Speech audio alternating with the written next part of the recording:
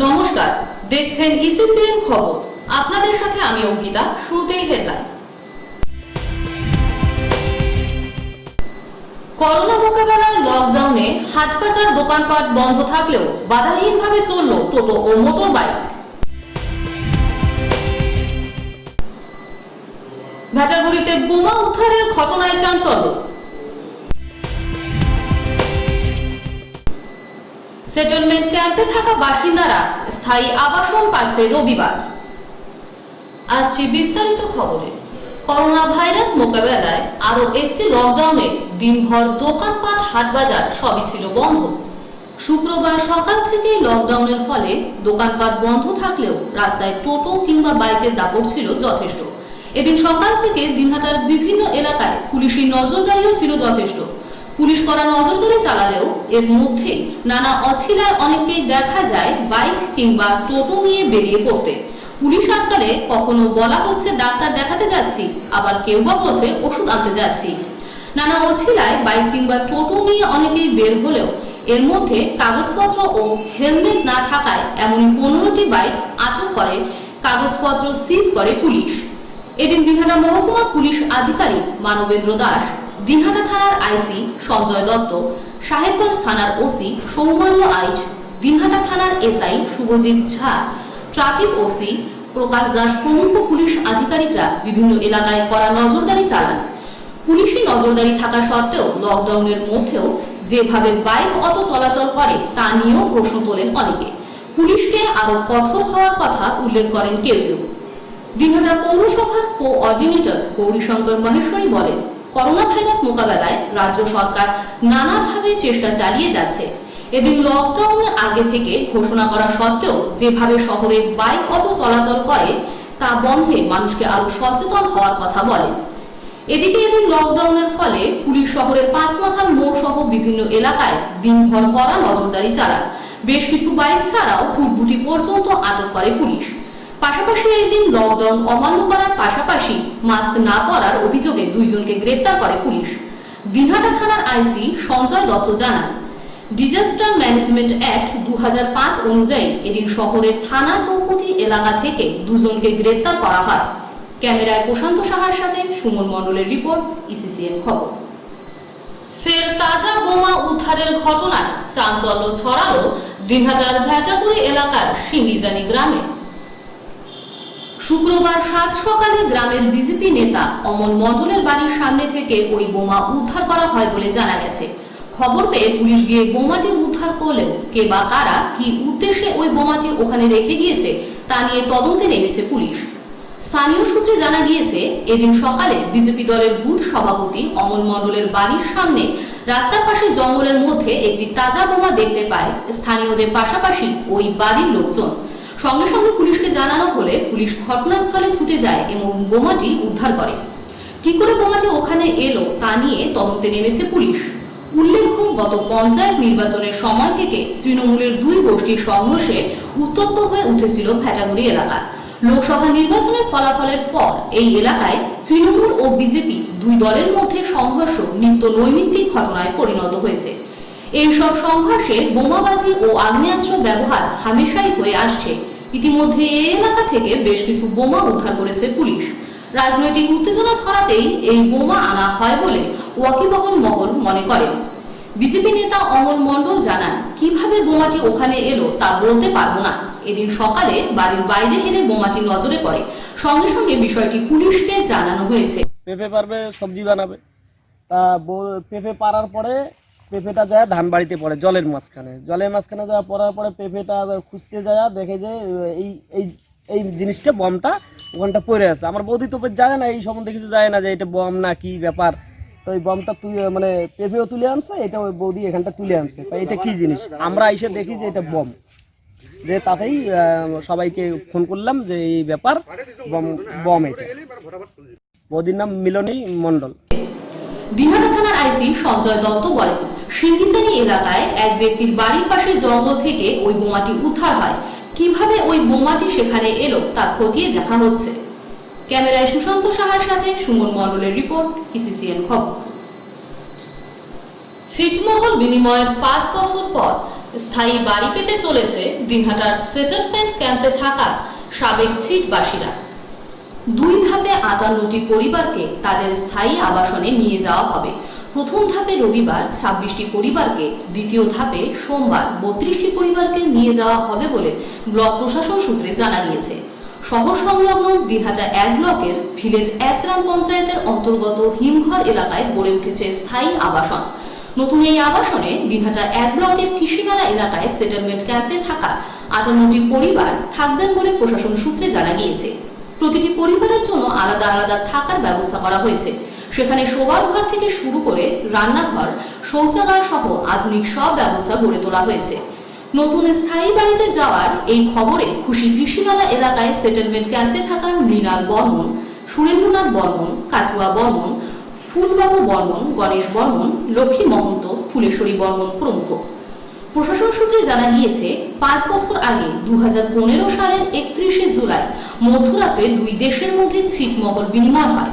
সেই দিন ভারতের অভ্যন্তরে থাকা বাংলাদেশের 51টি ছিটমহল ভারতের সাথে যুক্ত হয়। সেদিন মধ্যরাত্রে প্রথম স্বাধীনতার স্বাদ পেয়েছিলেন সাবেক ছিটমহলের বাসিন্দারা। সে সময় বাংলাদেশের অভ্যন্তরে থাকা ভারতীয় ছিটমহলের বাসিন্দা যারা এদেশে আসতে চেয়েছিল তাদের সরকারিভাবে এদেশে নিয়ে আসার পর দিনহাটা কৃষিমেলা সহ জেলার 3 জায়গায় ক্যাম্প করে তাদের রাখার ব্যবস্থা করা হয়। কোচবিহার জেলার দিনহাটা, মাথাভাঙা, মেকলিগঞ্জে ধীরে ধীরে তাদের স্থায়ী বাসস্থান গড়ে ওঠে। দিনহাটার কৃষিমেলা এলাকায় সেটেলমেন্ট ক্যাম্পে থাকা বাসিন্দাদের আগামী 2 দিন রবিবার ও সোমবার 58টি পরিবারকে তাদের স্থায়ী বসবাসের জন্য নতুন বাড়িতে নিয়ে যাওয়া হবে। ইতিমধ্যে নতুন এই বাসস্থানে কে কোথায় থাকবে তা নিয়ে ক্যাম্পে থাকা বাসিন্দাদের মধ্যে লটারি হয়। সেটেলমেন্ট ক্যাম্পে থাকা মৃণাল বর্মন বলেন, ব্লক প্রশাসনের পক্ষ থেকে তাদেরকে রবিবার নতুন বাড়িতে নিয়ে যাওয়া হবে। প্রশাসনের পক্ষ থেকেই তাদের মালপত্র নিয়ে যাওয়ার জন্য গাড়ির ব্যবস্থা করা হবে। পাশাপাশি তিনি বলেন, তাদের জন্য স্থায়ী আবাসনের ব্যবস্থা করা হলেও তারা বাংলাদেশে যে জমি জায়গা রেখে এসেছেন তার বিনিময়ে ব্যবস্থা করা হলে, নতুবা সেখানকার জমির দাম অনুযায়ী তাদের সরকারিভাবে টাকা দেওয়া হলে আগামীতে তারা সংসার পরিজন নিয়ে চলতে পারবেন। দিনহাটার কৃষি মেলায় সেটেলমেন্ট ক্যাম্পে থাকা ভারতী বর্মন বলেন, প্রশাসনের পক্ষ থেকে তাদের নতুন আবাসনে নিয়ে যাওয়ার কথা বলা হয়েছে। সেখানে তাদের স্থায়ী বাসস্থান হবে।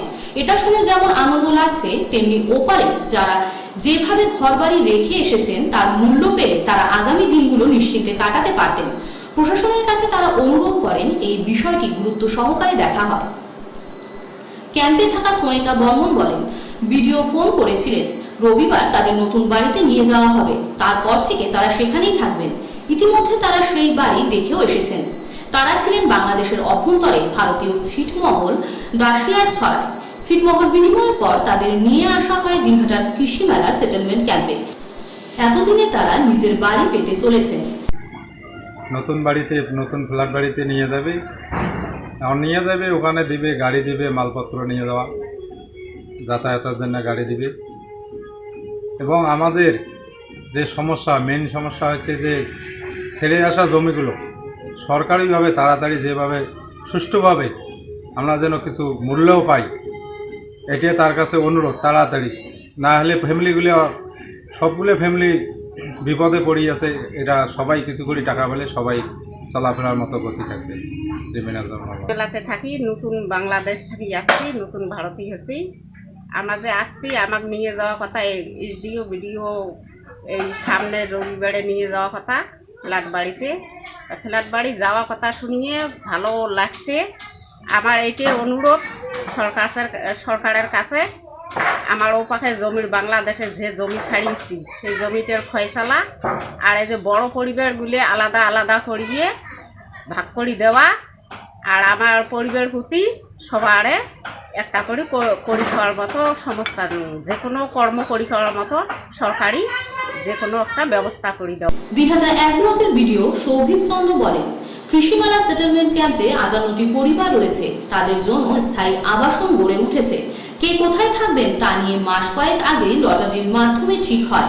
প্রথম দফায় রবিবার 26টি পরিবারকে, পরের দিন সোমবার বাকি 32টি পরিবারকে সেখানে নিয়ে গিয়ে নিজ নিজ ঘরের চাবি তুলে দেওয়া হবে। ক্যামেরায় ফুলবাবু বর্মনের সাথে সুমন মণ্ডলের রিপোর্ট, ইসিসিএন খবর। করোনা আক্রান্তের সংখ্যা যখন বেড়ে চলেছে, ঠিক তখন কঠিন এই রোগ মোকাবেলায় রাজ্য সরকারের পক্ষ থেকে লকডাউন ঘোষণা করে।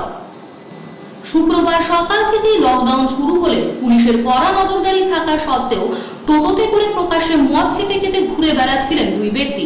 শহরের পাঁচমাথার মোড়ে কর্তব্যরত পুলিশ কর্মীদের নজরে আসতেই মদের বোতল সহ দুই ব্যক্তিকে গ্রেফতার করে পুলিশ। তাদের কাছ থেকে মদের বোতল আটক করা হয়, সঙ্গে সঙ্গে তাদের নিয়ে যাওয়া হয় থানাতে। দিনহাটা থানার এসআই শুভজিৎ ঝা, ট্রাফিক ওসি প্রকাশ দাসের নেতৃত্বে এদিন পুলিশ পাঁচমাথার মোড় এলাকায় কড়া নজরদারি চালান। প্রকাশ্যে মদ খেতে খেতে বিনা কারণে ঘুরে বেড়ানোর জন্য তাদের গ্রেফতার করা হয় বলে পুলিশ সূত্রে জানা গেছে। ক্যামেরায় আশিস পালের সাথে সুমন মণ্ডলের রিপোর্ট, ইসিসিএন খবর। এখন বিরতি, ফিরে আসছে বিরতির পর আরো খবর নিয়ে। আপনারা দেখতে থাকুন ইসিসিএন খবর। ফিরে এলাম বিরতির পর। তোষা সাহিত্য সংস্থার উদ্যোগে আয়োজন করা হয়েছিল প্যারীমোহন স্মরণ সন্ধ্যা।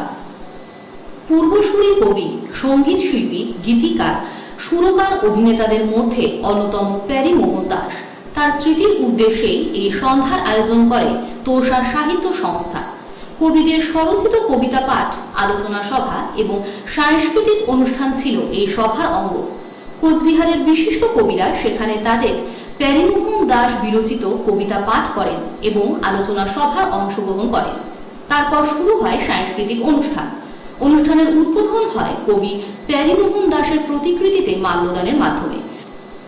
আলোচনায় অংশগ্রহণ করেন সংস্থার সভাপতি ভাস্কর জ্যোতি দত্ত, কোচবিহার সদর মহকুমা শাসক সঞ্জয় পাল, কবি কঙ্কন ভট্টাচার্য, কবি সুবীর সরকার, প্যারীমোহন দাসের পুত্র পরেশ দাস ও আরো অনেকে। তারপর শুরু হয় সাংস্কৃতিক অনুষ্ঠান। কবি প্যারীমোহন দাসের বহুমুখী প্রতিভার নানা দিকগুলি সাংস্কৃতিক অনুষ্ঠান মানের মাধ্যমে তুলে ধরা হয়। করোনা পরিস্থিতিতে স্বাস্থ্যবিধি মেনে তোষা সাহিত্য সংস্থার এই অভিনব সাহিত্যের অনুষ্ঠানের আয়োজন সমস্ত সাহিত্যিক, কবি, বাচিক শিল্পী, নৃত্যশিল্পী এবং সঙ্গীত শিল্পী ও উপস্থিত দর্শকদের যথেষ্ট প্রশংসা অর্জন করে বলে জানান সংস্থার সম্পাদক মানস চক্রবর্তী। ক্যামেরায় দেবু বিশ্বাসের সাথে সুমন মণ্ডলের রিপোর্ট, ইসিসিএন খবর। চলে গেলেন উত্তরের বিশিষ্ট বাঁশিবাদক নকুল বর্মন। বৃহস্পতিবার রাত 10টা নাগাদ দিনহাটা 2 ব্লকের ত্রিমোহনীতে নিজের বাড়িতে শেষ নিঃশ্বাস ত্যাগ করেন। মৃত্যুকালে তার বয়স হয়েছিল 63 বছর। রাজ্য ভাওয়াইয়া সঙ্গীতের আসর থেকে সমস্ত প্রথম শ্রেণীর লোকসঙ্গীতের আসরে তিনি সুনামের সঙ্গে সহযোগী শিল্পী হিসেবে নিজের দক্ষতার পরিচয় দিয়েছিলেন। 1992 সালে আকাশবাণী শিলিগুড়ি কেন্দ্রে বিহাই শিল্পী হিসেবে দীর্ঘদিন অনুষ্ঠান পরিবেশন করেছেন। এপার বাংলা ওপার বাংলা এবং অসমের বিখ্যাত শিল্পীদের সঙ্গে তিনি দীর্ঘদিন ধরে সহশিল্পী হিসেবে কাজ করেছেন। পরিবার সূত্রে জানা গিয়েছে, বছরখানেক আগে ধরে কিডনি রোগে ভুগছিলেন। শিল্পীর অসুস্থতার খবর পেয়ে মুখ্যমন্ত্রী মমতা বন্দ্যোপাধ্যায় কয়েকদিন আগে এক প্রতিনিধি দল পাঠিয়েছিলেন নকুল বর্মনের বাড়িতে। তার মৃত্যুতে গভীর শোক জ্ঞাপন করেছেন উত্তরবঙ্গ উন্নয়ন মন্ত্রী রবীন্দ্রনাথ ঘোষ, দিনহাটার বিধায়ক উদয়ন গুহ প্রমুখ। শোকের ছায়া নেমে এসেছে গোটা শিল্পী মহলে। দিনহাটা তো বটেই, উত্তরবঙ্গে বারবার গর্বিত করেছেন বাংলার দরবারে। শুক্রবার সকাল 11টায় বহু সম্মানে সম্মানিত এই শিল্পীর শেষকৃত্য সম্পন্ন হয়। ইসিসিএন খবর। ইসিসিএন খবর এখনকার মতো এ পর্যন্তই। আপনারা দেখতে থাকুন ইসিসিএন খবর, সবার মাঝে সবার সাথে।